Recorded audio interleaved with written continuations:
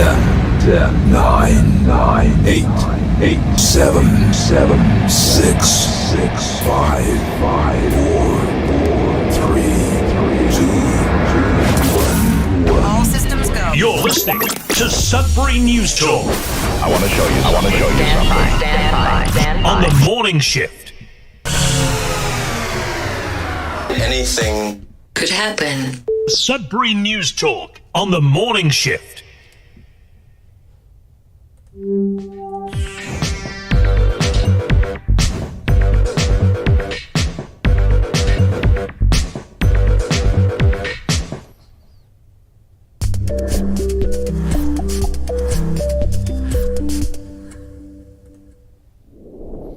Well, hey everyone, welcome to Sudbury News Talk on the morning shift. I'm AJ Walsh, and I am coming on a little bit late this morning, a little later than we usually are if we are a little bit late. So I apologize for that. That is, I guess, not really my fault, but as part of it could be if I was up a little bit earlier to deal with some of the technical issues that come upon us each and every morning, then maybe we could have been on a little earlier. But anyways, we are here.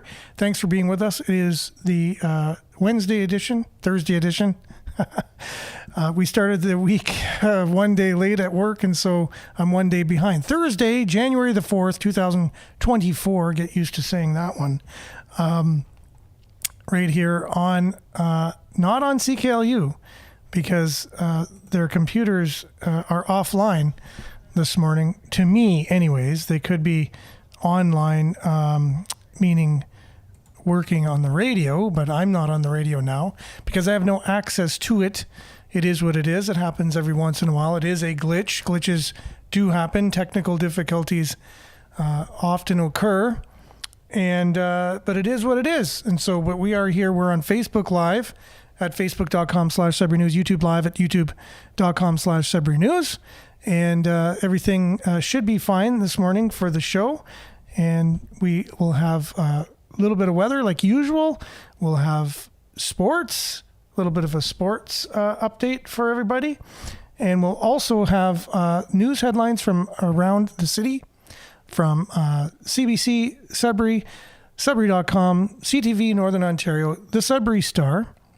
And we've been getting Sudbury Star news briefs on and off in the mornings, and I really appreciate them when they do come in before the show because they are really handy as news snippets to share on the show. So anyone in an earshot of this, if you work at the Sudbury Star and it is your part of what you're doing is getting that news brief off in the morning, it's really appreciated when it comes in early.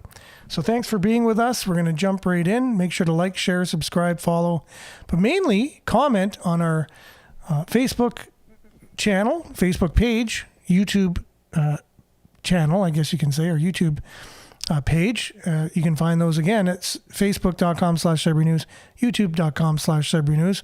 We'll dive right in this morning, and lots to talk about as usual. We're looking forward to your comments when we come back, so stay tuned. We'll be back right after this.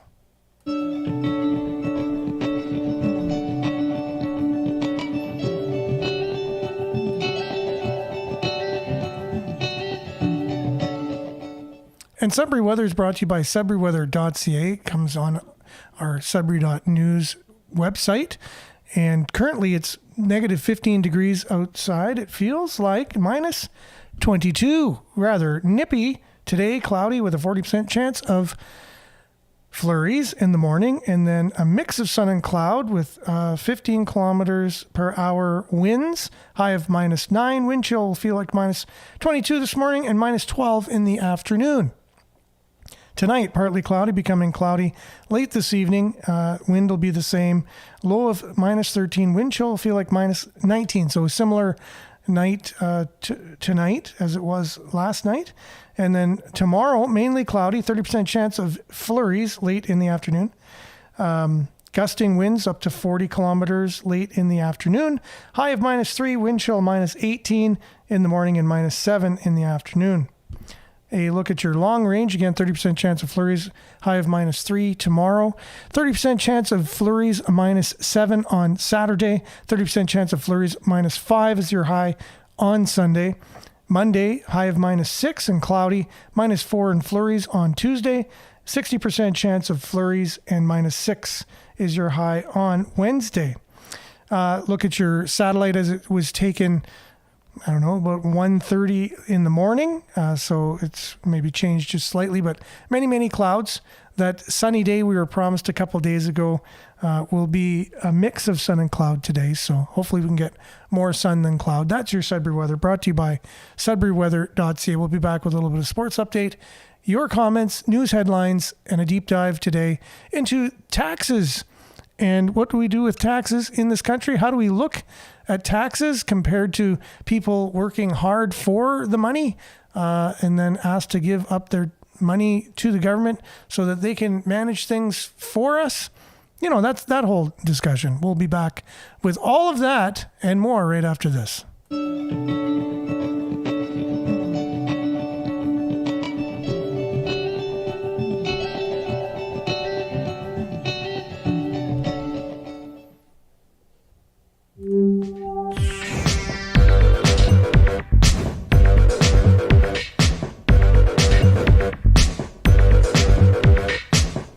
Okay, and your Sudbury Sports brought to you by sudburysports.ca. It's the sports news aggregator that aggregates all of the Sudbury sports news on one convenient page at sudbury.news. Sudbury Wolves will be in action this Friday night in an important game at the Sudbury Arena. They're facing off against the Brantford Bulldogs. They are neck and neck in their division, and it's going to be an important game, vying for first place. And they're pretty much neck and neck in the standings. So get out, support your Sudbury Wolves, and then following that, at home again on Saturday, facing off against the Kitchener Rangers at the Sudbury Community Arena, and then they won't be in action again until I think it's a Wednesday night game. Here in town again against Mississauga. It's on January the 10th. I guess it's a little easier to get dates on a PC rather than on a Mac. So that is Wednesday. I was correct. So get out, support your Sudbury Wolves, get your tickets. Greater Sudbury, City of Greater Sudbury.ca/tickets, or go to the Sudbury Wolves website. And it's going to be a great game on Friday. What a nail biter that will be. Sudbury 5 also will be putting on a triple header. Sudbury 5 Voyageurs team up for a triple header. Sudbury Arena is the place for the January 20th Sudbury 5 and Laurentian Voyageurs men's and women's squads hosting their triple header day of basketball. Calling it an unprecedented collaboration. The Laurentian Voyageurs men's and women's basketball teams and the Sudbury 5 are hosting a triple header day of hoops at the Sudbury Arena. This inaugural game marks the first ever triple header for these teams, promising an action-packed day of basketball excitement for fans of all ages, the teams said in a news release. So look for more information on that. The Voyageurs women's team hits the court 1 p.m., followed by the men's team at 3 p.m. The 5 have a 7 p.m. tip-off that night. Tickets are available for purchase at the Sudbury Arena box office, costing $5 for students, $15 for adults. Forget this, all 3 games. And I didn't change the header there. So yeah, we're talking Sudbury 5 at this point.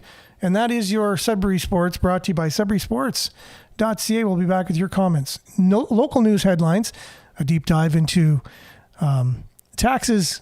Taxes, yes, everyone's favorite. Thursday, talking taxes. We'll be back right after this.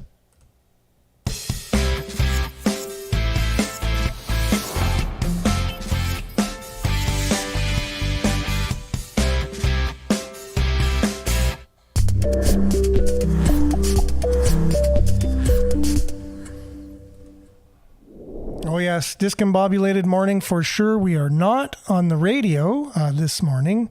It's just a technical thing that happens every once in a while. There's either a power outage at the station or computers are rebooting or something. So we are currently not live at cklu.ca or on the radio at 96.7 FM this morning. However, we are live on Facebook and YouTube. And let's get to everyone who we got jumping on so far this morning. Got a nice little bunch here, as usual, on Facebook. First to the party. Judy, good morning. Hope you're having a great morning. And Belinda, good morning. A gem cannot be polished without friction, nor a person perfected without trials. Stay strong. Stay strong. You've got this. Heart emoji. Thank you very much, Belinda, for that. Much appreciated. And very true. There was a story from the Epic Times this morning. I was reading about someone who was just going through some dirt and thought they came up with a piece of glass, but it was an actual, I don't know how many carats it was, but it was a diamond. And hey, you never know. That could be you, literally speaking or figuratively in your life, right? So just know that the things that you go through in your life cannot be produced without friction. And that's how diamonds are produced, with a lot of pressure as well. Pressure and friction. Sometimes they don't feel comfortable, but they mold you into what you are. So thank you very much, Belinda, for that.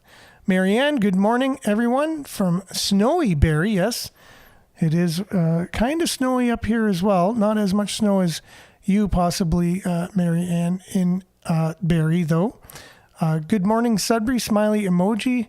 Liked and shared, Marianne. Thank you so much. Leand says, if there's one homeless child in Canada, if there's even one homeless child in Canada, we have no room for new Canadians, immigrants, kind of thing. I guess that's a valid point. It's like, if you can't take care of your own, then how are you going to help with the needs of others, correct? If you don't clean your own house, how can you think of cleaning somebody else's or whatever? You know, like, you got to take care of your own things first. And yes, we do. And we have already had poor in this country. We've had people experiencing homelessness forever. And we have many concerns with our own citizens. And then like we said, we had a record number, almost 500,000 new Canadians or immigrants coming to this country in 3 months, the last quarter of last year. Incredible. That's a population the size of a city of Halifax, Nova Scotia, one of the most populated cities in the country. Definitely the one most populated on the East Coast. So, yeah, unprecedented. I don't know what the end game is with all of this. We don't really have all the answers. There's things happening at all levels, I'm sure. We're not privy to this information. We don't know.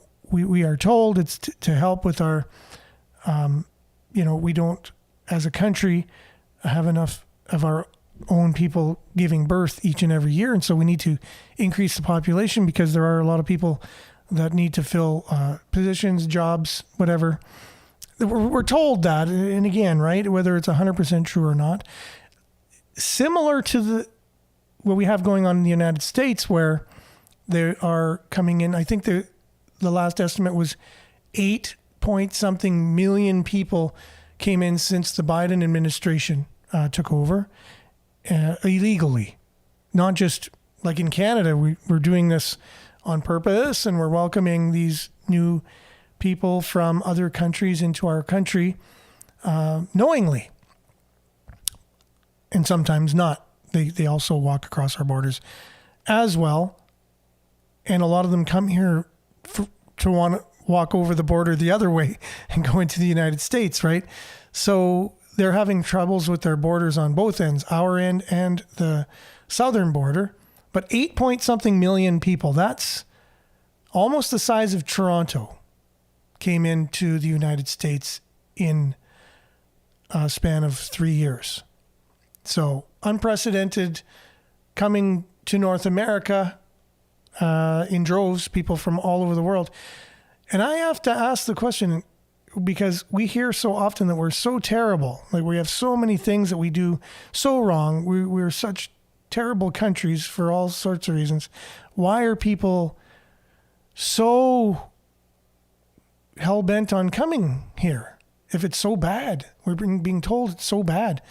My child in school has been told that we've been bad for many years. We have so many things we need to be ashamed of, and we do so wrong that people want to come here in droves. I don't see that many people wanting to get into India or China or Russia, or Cuba, swimming to Cuba to get in.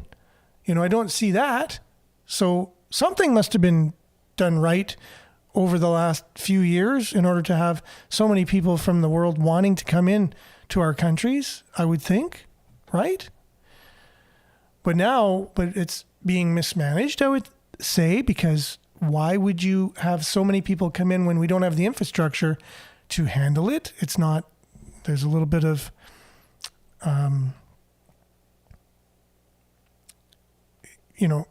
oversight is the wrong word here. We need more oversight. It's been, it's just not been planned properly, right? So, high deaths in middle-aged, pay attention. Okay, there's a link. Thank you, Trevor, as usual. And I think you are alluding to the new health problems we have after the solution we've had to a former health problem that was a crisis in our world. I'll just leave it at that. Leon says the total holidays of Justin Trudeau in 8 years is 2 years' time off on taxpayers' dollar. Speaking with the theme of our deep dive later. That's interesting. Maurice, good morning. A smiley sunshine emoji or just a smiley emoji. Either one. It's a breath of fresh air. Thank you. Imagine if it was an EV plane. He wouldn't be going anywhere. Just saying. Yeah, true. They're too heavy, EV planes, and they don't go very far. And yeah, that's a whole other topic altogether. Marianne, taxes, biggest scam on people. Monique, grand rising. Can't wait for sewer. I don't know. I just can't. Sorry, maybe it's too early in the morning for me, but yeah. Sorry about that. Marianne, also, my understanding of taxes is it was to help support the war and stayed. And now it's a scam to put people into poverty and not prosper. Belinda also says, we don't pay taxes. They are taken from us or from you. Piracy in its purest form. The number of taxes we pay is truly criminal. Absolutely. If people really looked at what they pay in taxes, they would be shocked of how much of their money is completely taken. That is true. Yeah. That's what I said. It would be interesting if, like back in the day, you'd have to have the tax collector at the door as you're leaving the grocery store or something. It's not just put into your price, right?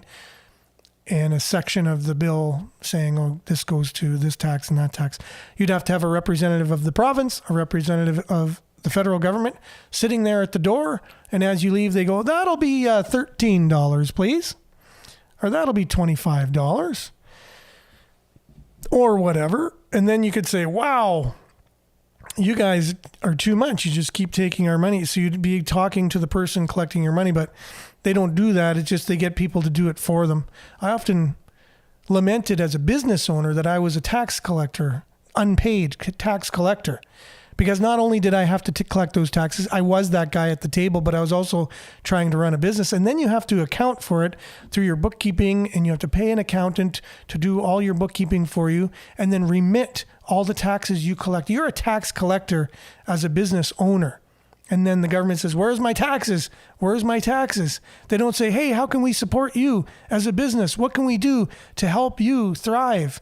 No, where's my taxes is how you felt as a small business owner. And don't be late. Don't be late with those taxes. It's not your money. As they will remind you, you collect it, but it ain't your money. Okay. Morning, Vin. Thanks for being with us. Marianne, Canada is too rich of a country to have hungry and homeless people. All levels of government are the result of this. I would say we'd have to take some accountability for that as well. All of our taxes are given to fake NASA. I wouldn't think all of them, but I think some of them would go there. Correct, for sure. To all different organizations, other countries, for crying out loud. Other people all over the world were pledging all this money that apparently we don't have. We're almost $2 trillion in debt now, I think. I'll probably have that story a little bit later on. It's not immigration, it's an invasion, and it is a type of invasion for sure. But it's a orchestrated one allowed by the people in power in our country, right? So it's almost like an invasion from within. Like it's like it's like destroying your own country from within, or at least taking actions that lead to a lot of destruction in your country, right? From within. A great example of that is how the United States are looking at the border. They really don't see a problem with it. You can tell that's on purpose. Joe Biden put out the memo to all the countries. Hey, this is a place you can come to. So come on over. And then we'll start arresting the border agents who are trying to stop you from coming in. That's where they're getting right now. They have a lawsuit against Texas at the moment. They're asking them to cut all the razor wire because people are getting injured on the razor wire that is there to prevent people from just walking across the border illegally, I might add. Lots came here because those who are promised great things when they get here. The grass isn't always greener on the other side, for sure. So they're coming here because the country we were is the country they're expecting, right? But we've become something different in a few years, and they get to the country we've become, not the country we were that they were expecting, and they're like, I want to go home. Some of them. I know my brother talks about someone from Russia he follows that came here, all of the promises that how great it was going to be, and found it was better living in Russia than it is now in Canada. The cost of living is way higher. He says there are very few homeless people in Russia. Everyone's got enough to eat. Everyone's got a home. Everyone, whatever, right? So that's where we've come. That's the change. Everything's inverted. Good is bad. Bad is good. You can hear it in the politicians speaking today. These days that, Chrystia Freeland, her last speech about the economy, you'd think, wow, things have never been better in our country. And it just makes you, it's kind of like doublespeak, Orwellian doublespeak, right? My understanding is it's mostly middle-aged men. I heard it was more military-aged men, like young men myself, that are coming over the borders. Taxation is theft, plain and simple. Monique Leon says immigration is more votes for Justin Trudeau. Yes, that's true. And in the States, Joe Biden, they are both from the same political ideology, right? They are far left. And speaking of far left, I hear it all the time. I hear spin in media, and CBC is not nowhere short of a lot of spin. So the other day I heard them talking about a leader of a country. It might have been Italy. It might have been, I forget where. But they said the far right leader of this country. And I thought, whoa, how you just snuck that right in. Because I've never heard the CBC refer to a leader of a country as far left. I just never did. I don't think I ever will. They don't say, oh, the far left leader of Canada, Justin Trudeau. They'll never say that. Or the far left progressive leader of the United States, Joe Biden. They don't say that. But they do say far right, which is interesting, right? Because I would think if you have a far right, there must be a far left. If you have height, you also have depth. You know what I mean? If you're going north, you also have south.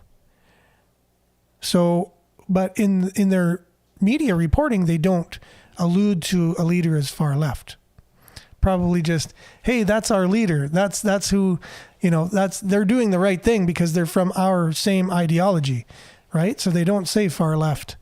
They'll just say the leader's name. But if there's a leader who is on the right, they can then say the far right leader because that's, hey, wink, wink. That's not one of our people kind of thing, right? which again comes back to isn't news. Reason why it's not, someone came on the show yesterday and said one of the videos I played wasn't news. It wasn't real news. And I think that's because of the opinion of that person, or the leaning of that person was coming from the right.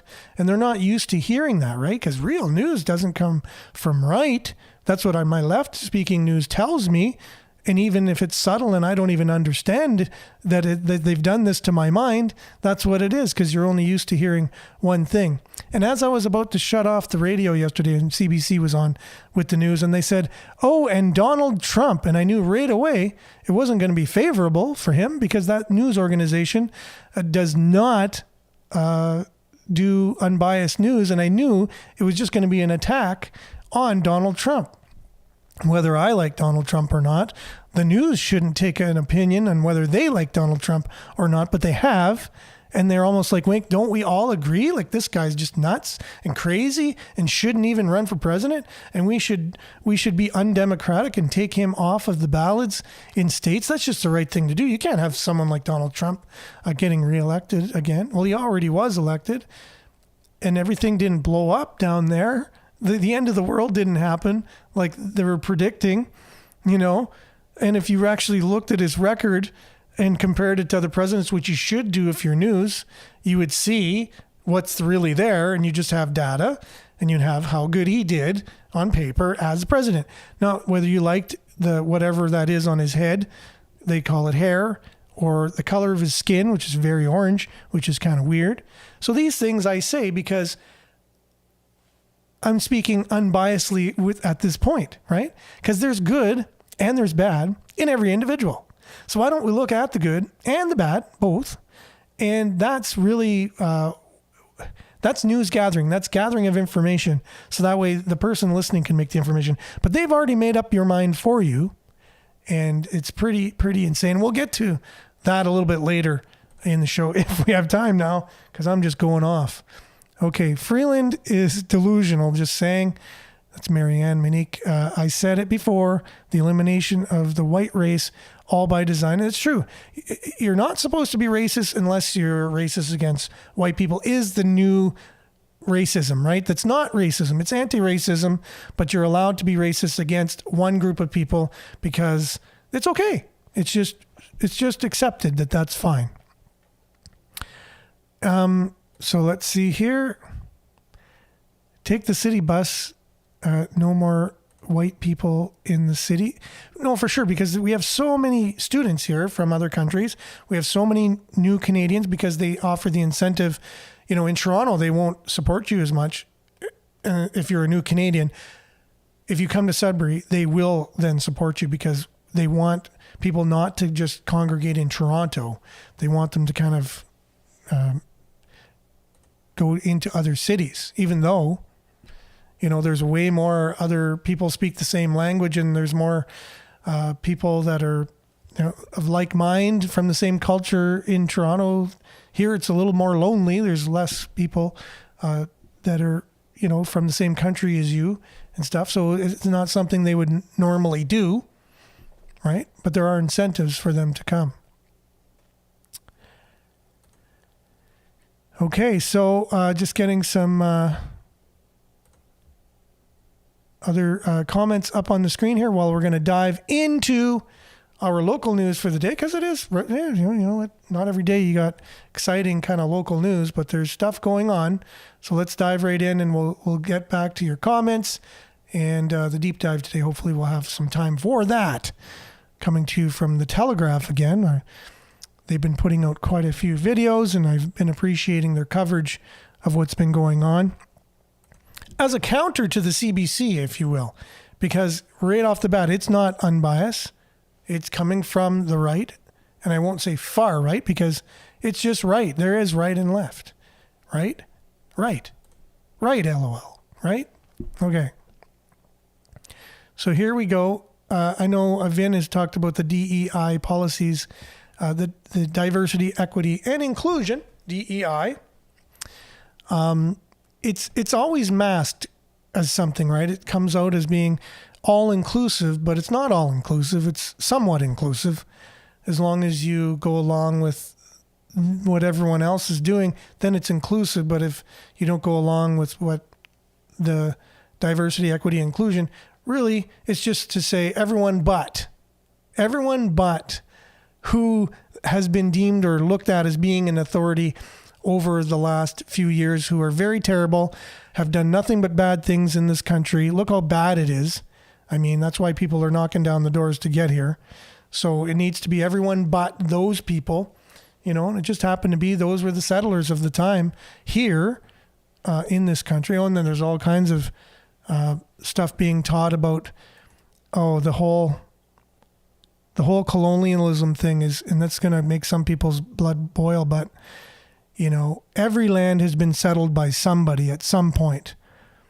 And some lands have been settled by wiping out women, children, men, everybody when they took it over, and they spared no lives. And now they're there, and it's now their country, right? However, this country has been demonized with the way it was settled, because everything is good and bad. It's not all good, it's not all bad. But as people were settling, and with Indigenous people who were already here, who hopefully don't buy into this, because the whole colonial thing and the whole ideology around that was made up by white people. Just so you know, I hope you're not buying into that. You're smarter than that. You were here, but how long were you here? You may not even know. You had to settle here as well. So you were colonial. You know what I mean? You were colonizing at some point when you were here. And even some of your own related people, over time, you were taking over their areas. And there was many wars and bloodshed on this continent before the white man arrived, who also brought war and bloodshed as well, right? So not saying there wasn't, not saying that the white settlers weren't guilty of many atrocities, which they were. These atrocities were also being committed on this land before they even arrived from factions of Indigenous people vying for territories. It wasn't all peace, love, kumbaya, smoking peace pipes. That was there as well. And that should be embraced, because that is a great thing that we all should learn from a culture, their virtuous principles they live by. But there was also another side, a warring side, a very dark side, right? Because you're human. All humans have good and bad. And coming from the Indigenous teachings, we all have a good wolf and a bad wolf inside us, and a virtuous wolf and an evil wolf. Which one wins? Right? Coming from Indigenous teachings, it's the one you feed the most that wins, right? It's the one you give the most attention to. So, which is a sacred teaching that I embrace and value. So all the good, it's all good, but you can't leave the bad out either of the conversation. You just can't. You have to talk about the full story to get the full picture. And unfortunately, the colonial idea, the patriarchy is all made up. It's an ideology made up by white people, right? It's kind of like Hitler. Oh, I said his name. Great. That'll be AI picked up. Anyways, he was Jewish, right? And who did he commit atrocities to, right? Yeah. And many others. So again, just know who's making this stuff up. And it's taught in universities, very privileged institutions, privileged beyond capacity. And you don't see many Indigenous people in universities. You just don't. It's not, it's not exactly part of Indigenous culture. Laurentian University has adopted Indigenous values and tried to have more of a program for that. But it's white people teaching this ideology. So when you're looking back into your history, know that it's not all rosy. It's not. There is good and bad. And there's good that has come from colonialism as well. Oh, dare I say that? Can we even have that discussion? Has some good come from it? You know, I don't know. Even as simple as technology, like technology that's come, like just different, like home heating, solar energy, cars, iPhone, internet. I don't know. I don't see many Indigenous people not on the internet or not having a phone or not driving, you know, but it's looked at as if white man came to this country and totally just evilly took over, and now, you know, there's nothing. Mind you, the government is different than people, right? And what they've done isn't on the hands of innocent, normal, law-abiding citizens. And I think today it's interesting how I find how Indigenous leaders kind of are in lockstep with the government, who again are mostly white, right? And buy into stuff. And I see the seed of certain people in the Indigenous community rising above all of that, all above all the propaganda, as we all have to rise above the propaganda that we're given, and really look at things for what they really are and embrace it like for what it really is. Embrace the good, acknowledge the bad on both sides. And isn't that part of truth and reconciliation? Am I not speaking the real bona fide truth and reconciliation of understanding one another to be able to get along and not taking propaganda from mainly white people, mainly elite white people in elite institutions who make a lot of money and push this stuff forward, and it's just not truth. It's theories. And I can challenge those theories, as I did very, sloppily this morning, just now. And that's what we kind of have to do. You got to push against brainwashing and dogma and propaganda and spin. And yeah, and not, it's for a purpose. You're being used by believing this stuff for their purposes. Like, just look into what reality is. That's all. Embrace love, acceptance, understanding, and rise above. Have a little bit of courage to look into things. And it's really good because then you understand who you really are, no matter where you're from. And nobody should be ashamed of where they come from. You had nothing really to do with that. And you do need to embrace the goodness that of where you came from, your history, your family history. But you also have to acknowledge things and not put your head in the sand. Good morning, Denise. Thanks for joining us. A bit of a rant this morning. I don't even know what the heck happened. But anyways, it is what it is. Let's turn to some local news here. Talked about the Sudbury 5. And there is a collision that closed Highway 17 around Massey. Highway 17 is closed between Birch Lake Road and 3rd Street. It may be open now, but that's the news we were getting just a little while ago at about 6:24 a.m. coming in from Sudbury.com. This is all coming from Sudbury.news, the news aggregator here in Sudbury.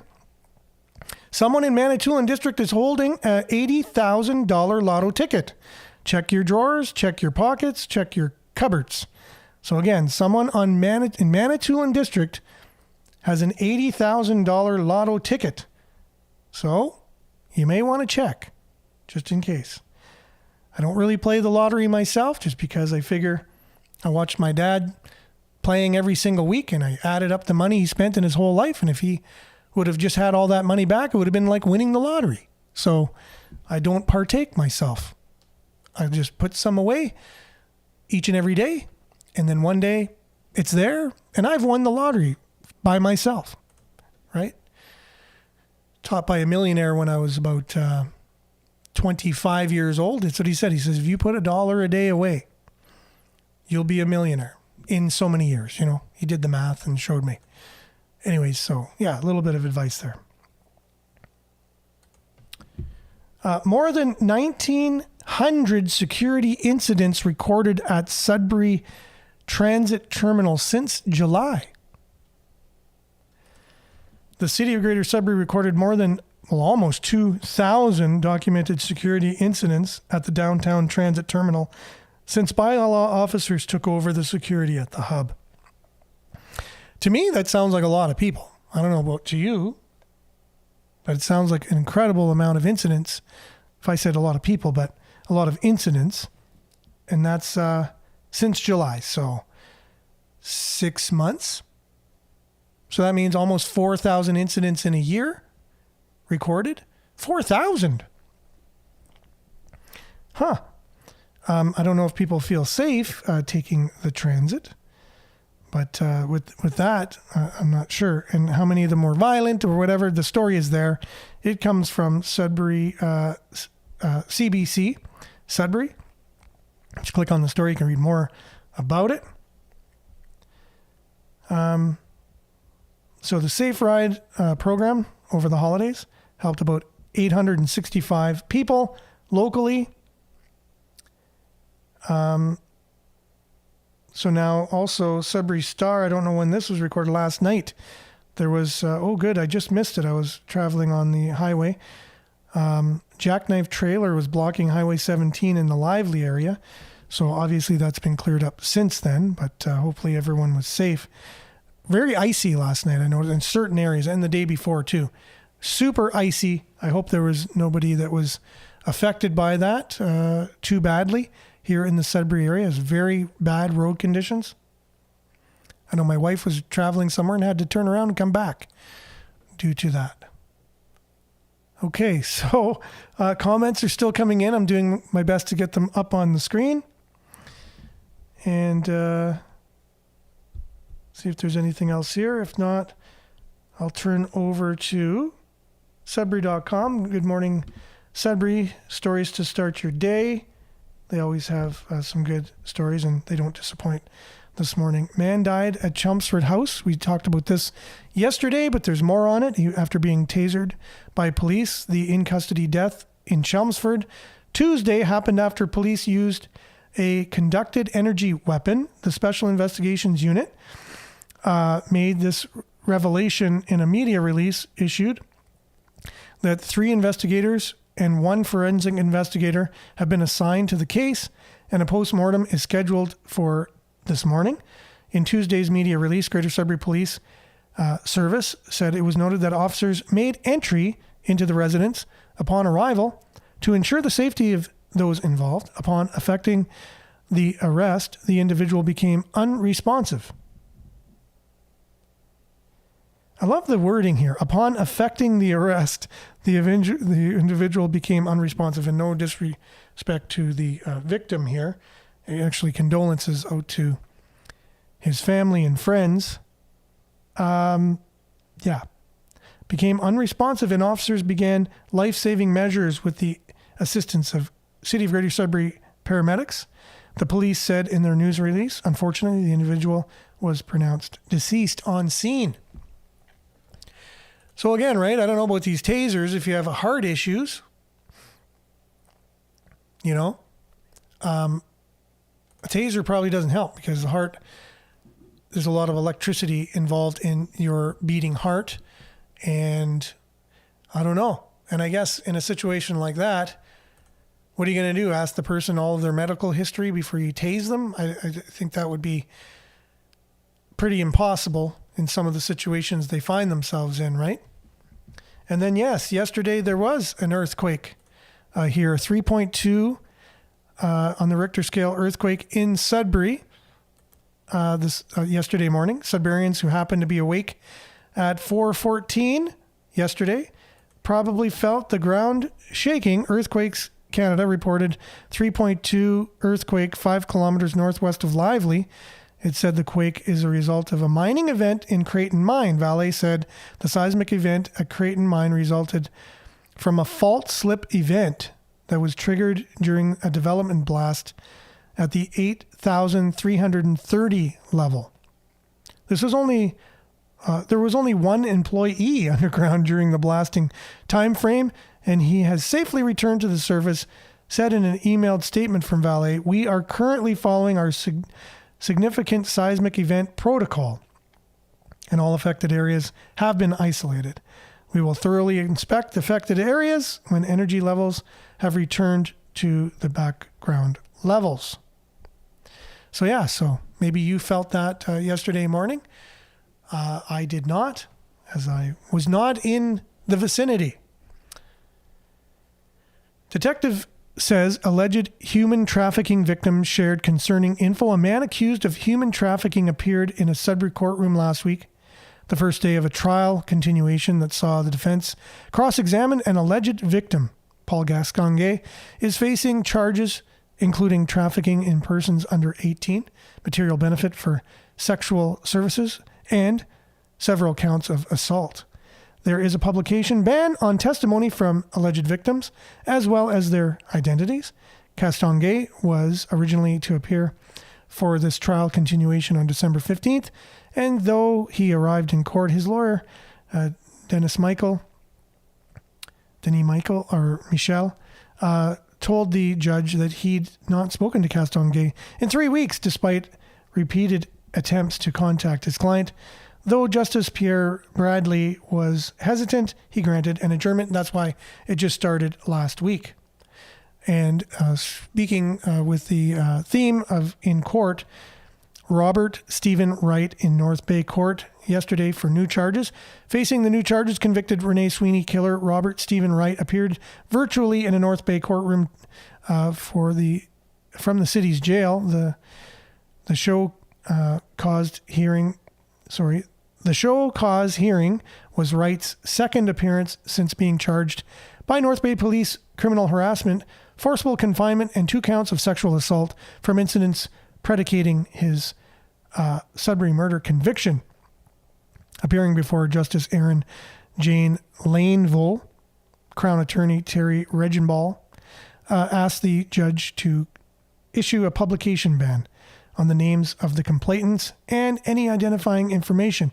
Both Wright's partner and his parents were also in attendance virtually. Wright is now being represented by Toronto lawyer Joseph Wilkinson. A lawyer from Wilkinson's firm was on hand for Wright's appearance. She told the judge the firm has filed a designation as well as asking for disclosure in the case. And Sudbury's Dr. Joanne Clark named to the Order of Ontario. Sudbury geriatrician Dr. Joanne Clark has been named to the Order of Ontario. She's one of 25 new appointments that were announced January 1st. So congratulations there on that. A little bit of look at some local news for you. And any time for a deep dive, I have no idea. Well, today, because we're not on the radio, we could probably go a little bit over. That's if you got time, you can stick with us. If not, I hope you have a great day. We usually start ending the show right about now. But as promised, we have something from the Telegraph. This is, a look at taxation in Canada per se, taxation in general, what it does to us or for us. Why is it there? Why can't it be, why can't people manage the money they have effectively? Why do they always need more? Why is it that we end up being taxed more than we make at the end of the day, which is true? It's just done in a way that isn't apparent, so here you go. So Jagmeet Singh of the NDP, or the Communist Party of Canada, the leader, and I will say that because that is what it is, not saying it in a bad way. Communism is loved by many, many people, including Bernie Sanders and many more. Jagmeet Singh is the leader of the Communist Party here in Canada, or otherwise known as the NDP. And this is the belief that he has about taxation and, that government needs more money. And why not? That's the way it works in communist countries. Looks like NDP leader Jagmeet Singh is back at it again today.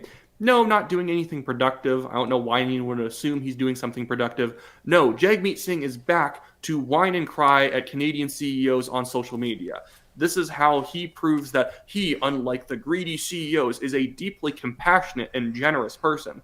But this is what he posted just today. He said, the average Canadian CEO earns in one shift what the average worker in Canada makes in an entire year. Ooh.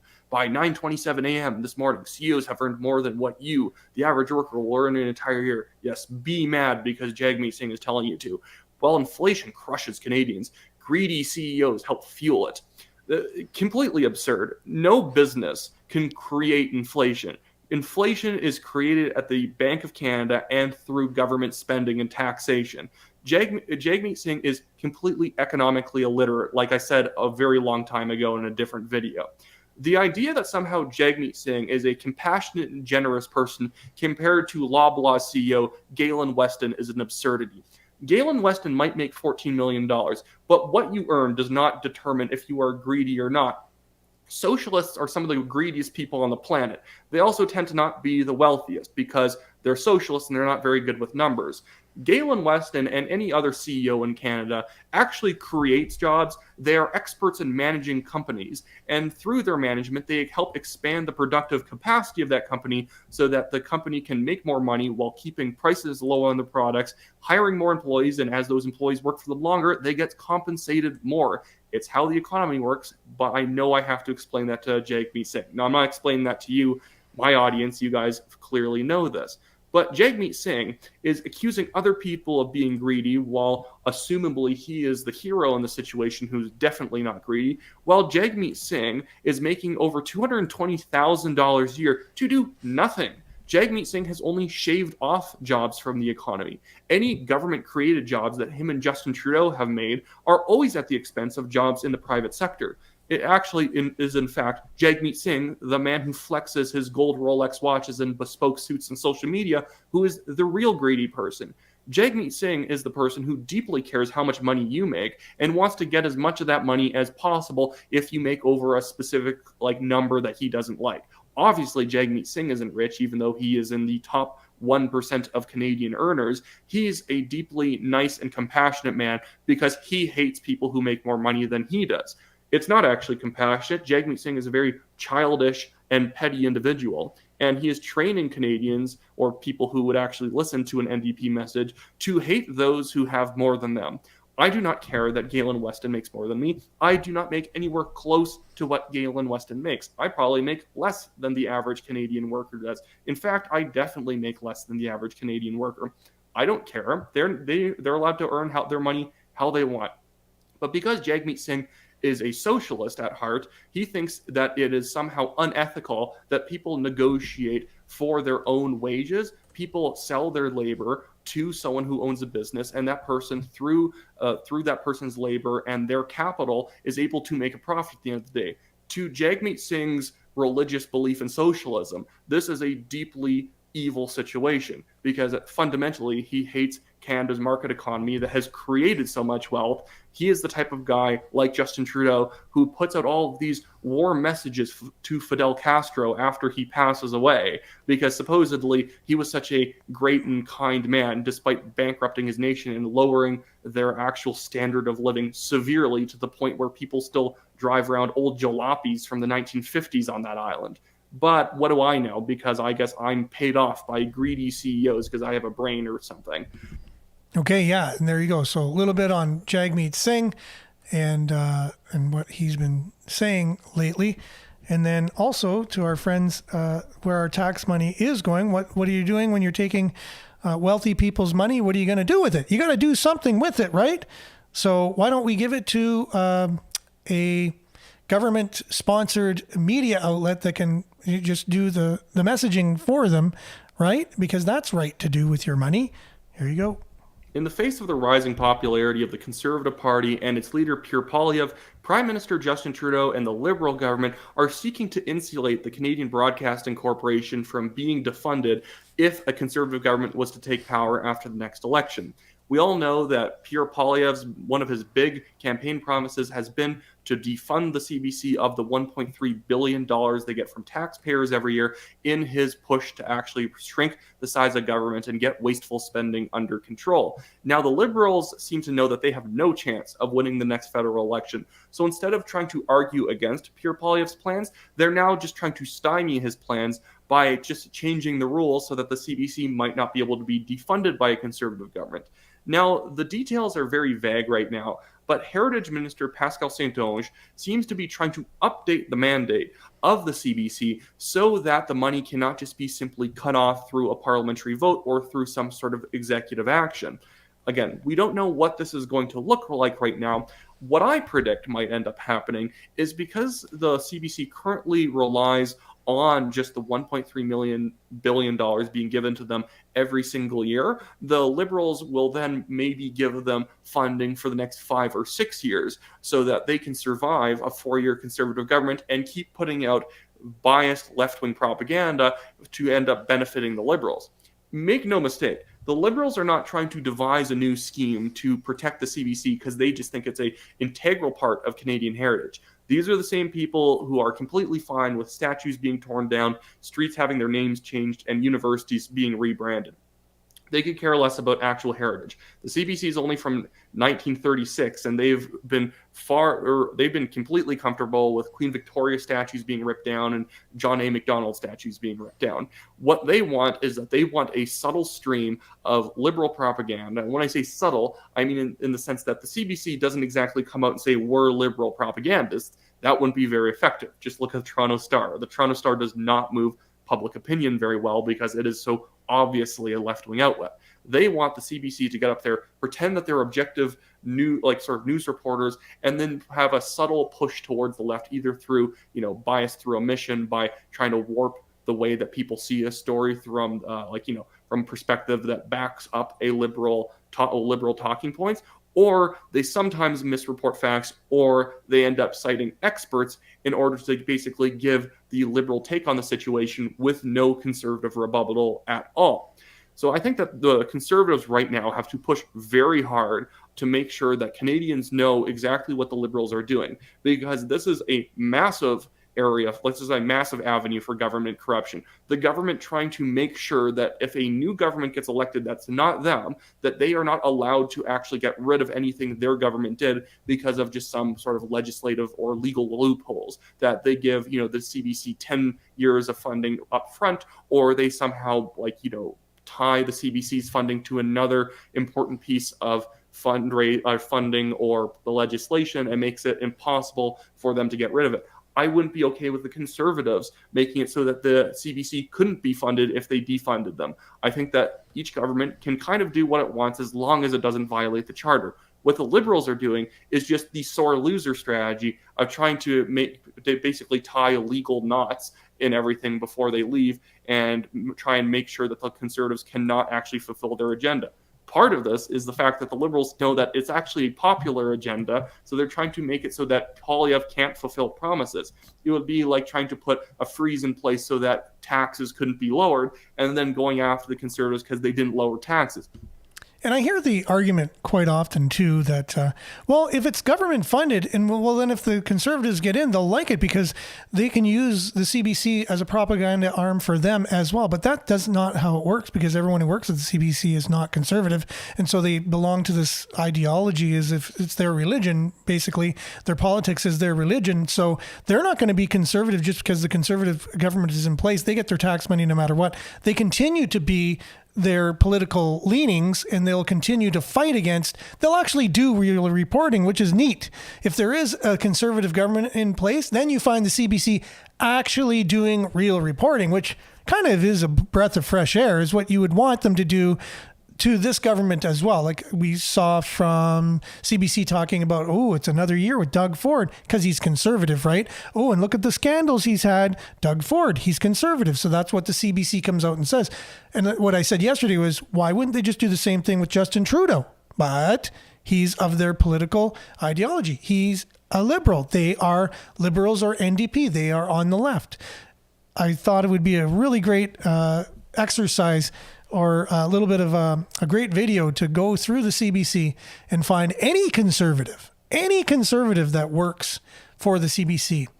And I think maybe Rex Murphy might have been the last. I don't know. But gone is he, and he's not at the CBC anymore. And not that everything has to be left or right? I would just rather have truth. I would rather just have facts. I don't need left and right. I don't need that. I need facts. Let me be a little left or a little right or whatever it is. That's just where your ideologies stand. It's look into what the parties believe in as a whole. And I'm mostly conservative. I don't agree with everything. I don't, because I'm not that. I'm bigger than that. I'm more than that. I'm more than a political party, kind of thing in being a whole human being. So news should just give us facts.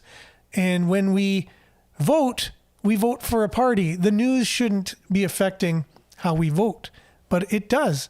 It tells you Donald Trump is bad and Joe Biden is good. Justin Trudeau is good and Poilievre is like Donald Trump. Kind of thing. That's what our CBC, our state-funded media, tells us in a nutshell, right? Like, that's what you hear.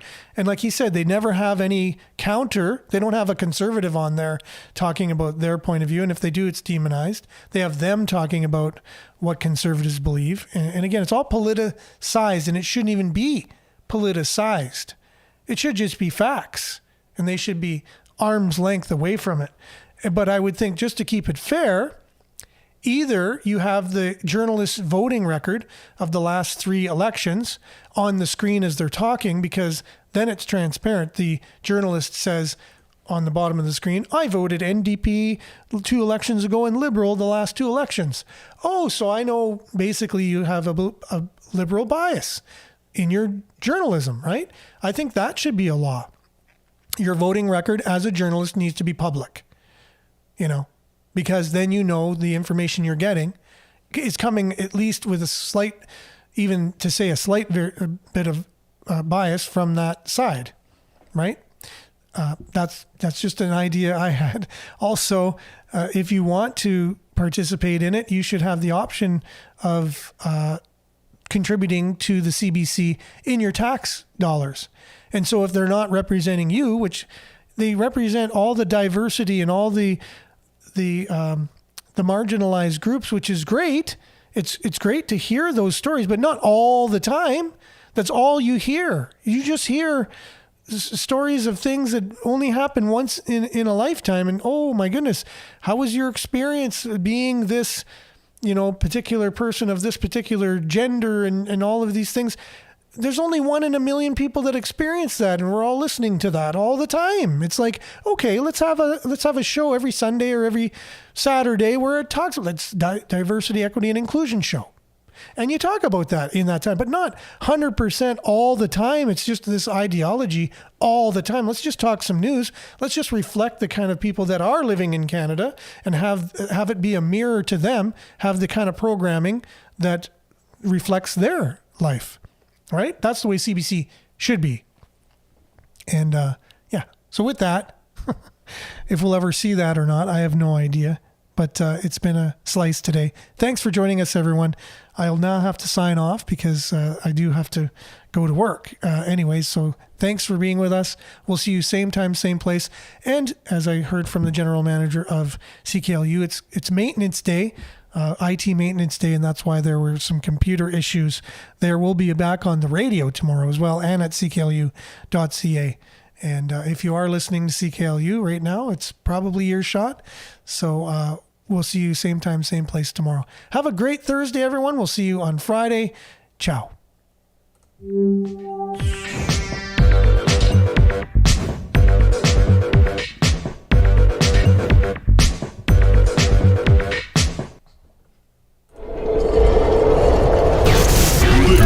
This is Sudbury News Talk on the morning shift.